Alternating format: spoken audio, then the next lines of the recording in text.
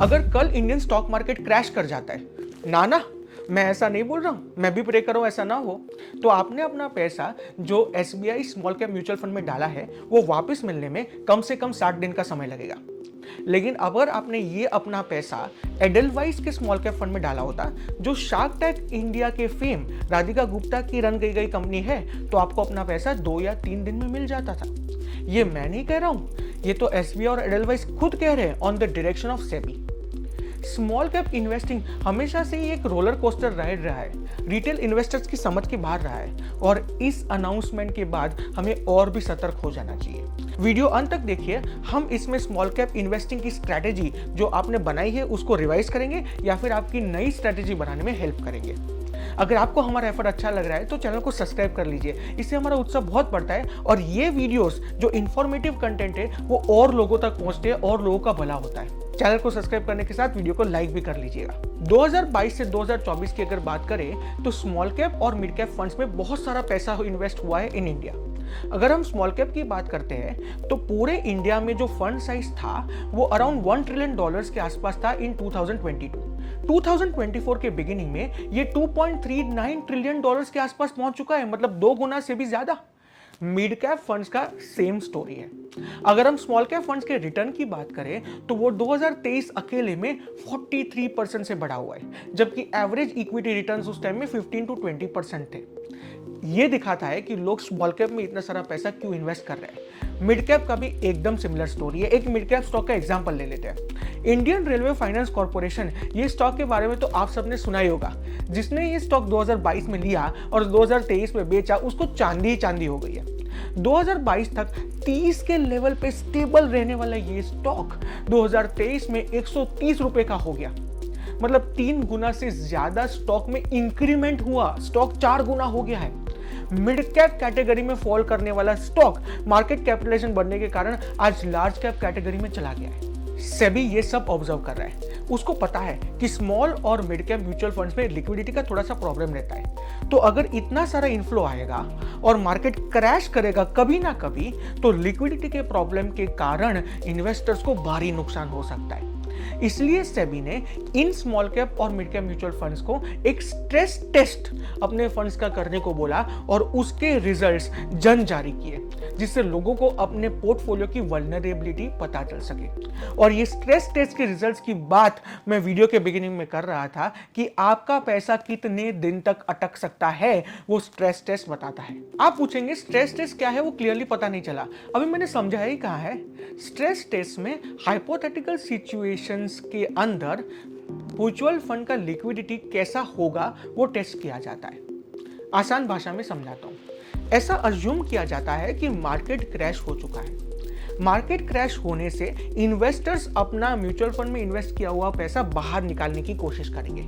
क्योंकि इन्वेस्टर्स वो निकालने की कोशिश करेंगे, जो म्यूचुअल फंड मैनेजर है उसको अपने होल्डिंग्स, मतलब जिन स्टॉक्स में उसने अपना पैसा इन्वेस्ट किया है, उसको बाहर निकालना पड़ेगा और वो निकाल के इन्वेस्टर्स को रिटर्न करना पड़ेगा। सेबी ने ये बोला हुआ है कि स्ट्रेस टेस्ट में ये चेक करने का होता है कि एक म्यूचुअल फंड मैनेजर अपना 25% of the portfolio and 50% of the portfolio कितना जल्दी रिडीम कर पाएगा, जिससे वो पैसा इन्वेस्टर्स को वापस कर दिया जा सके।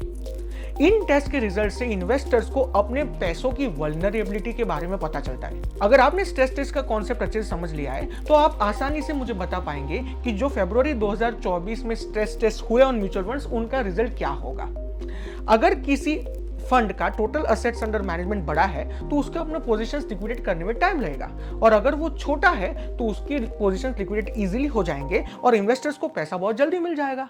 कॉमन सेंसिकल और रिजल्ट्स भी यही बताते हैं। अगर कोई फंड का total asset under management 1000 crore से 10,000 करोड़ के बीच में था तो उनको सिर्फ 2 से 10 दिन लगे अपने म्यूचुअल फंड्स को लिक्विडेट करके इन्वेस्टर्स को पैसे देने में। हाँ, 50% ऑफ पोर्टफोलियो की बात चल रही है एज डायरेक्टेड बाय सेबी।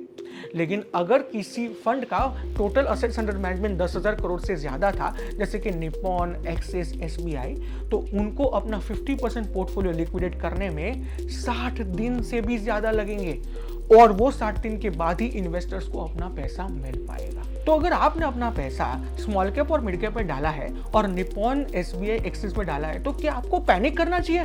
बिल्कुल भी नहीं। मार्केट सिचुएशंस में कभी भी पैनिक नहीं करना चाहिए, स्मार्टली सोचना चाहिए। स्ट्रेस टेस्ट के रिजल्ट्स कंक्लूसिव नहीं होते। इसके बहुत ज़्यादा कारण हैं। सबसे पहला कारण यह है कि स्ट्रेस टेस्ट ऐसा अज्यूम करता है कि 20% of the most illiquid stocks जो एक पोर्टफोलियो के है उसको इग्नोर कर देना चाहिए। अरे भाई क्यों? 80% पे स्ट्रेस टेस्ट रन करना चाहिए, क्यों? 100% पे स्ट्रेस टेस्ट नहीं रन करना चाहिए, क्यों? As a consequence stress test के रिजल्ट्स कंक्लूसिव नहीं होते। दूसरा एक रीजन ये है कि स्ट्रेस टेस्ट ये अज्यूम करते हैं कि जब मार्केट क्रैश होगा या ऐसा कोई सिचुएशन अराइज होगा तो volume of buy and sell will increase 3 times as compare to the normal volume. Historically ऐसा बोला गया है कि शायद 3 टाइम्स नहीं, उससे कम भी हो सकता है। It depends on the exact situation of the market. तो स्ट्रेस टेस्ट के रिजल्ट्स हमें कंक्लूसिवली नहीं मान लेने चाहिए। हमें एक इंडिकेशन और डायरेक्शन जरूर मिलता है on the base of stress test, और उसके कारण अपने को पोर्टफोलियो की स्ट्रेटजी थोड़ी सी स्मार्टली सोचनी चाहिए या रिवाइज कर देनी चाहिए। तो जिन्हें साहब अब स्ट्रेस टेस्ट के रिजल्ट्स के बाद हमें क्या करना चाहिए वो आसानी से बताओ। 3 चीजें जो इन्वेस्टमेंट एडवाइस नहीं है। सबसे पहला, आपने अगर मेरा ये वीडियो देखा है तो आपको पता है कि आपका total allocation to small caps portfolio का 5 to 10% से ज्यादा नहीं होना चाहिए if you are a beginning और एन इंटरमीडिएट इन्वेस्टर। मतलब अगर आप 100 रुपया इक्विटी मार्केट में लगा रहे हो तो उससे उसका 5 और 10 रुपया ही स्मॉल कैप में इन्वेस्ट किया जाना चाहिए। अगर आपको स्मॉल कैप और मिड कैप के स्ट्रेस टेस्ट से डर लगता है तो मैं आपको बोलूंगा आप फ्लेक्सी कैप्स में इन्वेस्ट करिए।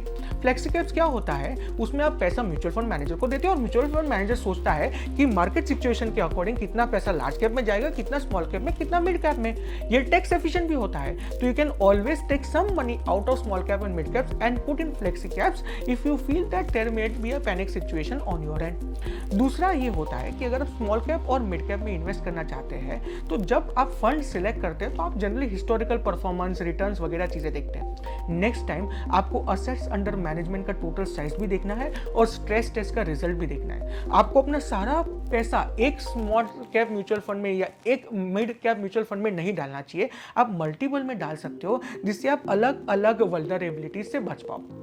तीसरा, आपको देखना चाहिए कि आपका इन्वेस्टमेंट होराइजन कितना है। मैं हमेशा से ही बताता हूं कि अगर आपका इन्वेस्टमेंट होराइजन बहुत ही छोटा है, मतलब 6 महीना 1 साल, तो आपको स्मॉल कैप में पैसा नहीं डालना चाहिए, मिड कैप में नहीं डालना चाहिए, क्योंकि जब आपको पैसे की जरूरत पड़ेगी और आप लिक्विडेट करने जाएंगे तो मार्केट आपके फेवर में शायद नहीं होगा, तो आपको नुकसान हो सकता है। इन सिचुएशंस में आप शायद डेट में पैसा डाल सकते हैं, लार्ज कैप्स में पैसा डाल सकते हैं। आपकी फाइनेंशियल हेल्थ तो आपकी जिम्मेदारी है, लेकिन आपको सही गाइडेंस देना ये मेरी जिम्मेदारी है। थोड़ा जनरस होकर ये टिप्स और टेक्निक्स अपने सारे दोस्तों और रिश्तेदारों को व्हाट्सएप लिंक के थ्रू सेंड कीजिए, जिससे ये वीडियो अंत तक वो भी देख पाए और स्मॉल कैप मिड कैप के बारे में थोड़ा सा ज्यादा जान पाए। अगर आप मेरे सारे वीडियोस देखते हैं, आपके लिए मैंने free learning university YouTube, Instagram, LinkedIn पे शुरू किया हुआ है, तो आप डेफिनेटली एवरीडे स्मार्टर बन जाएंगे। वीडियो अंत तक देखने के लिए और हमारे चैनल के साथ, हमारे फैमिली के साथ जुड़े रहने के लिए खूब खूब धन्यवाद। चैनल को सब्सक्राइब कर लीजिए अगर आपने अब तक नहीं किया है।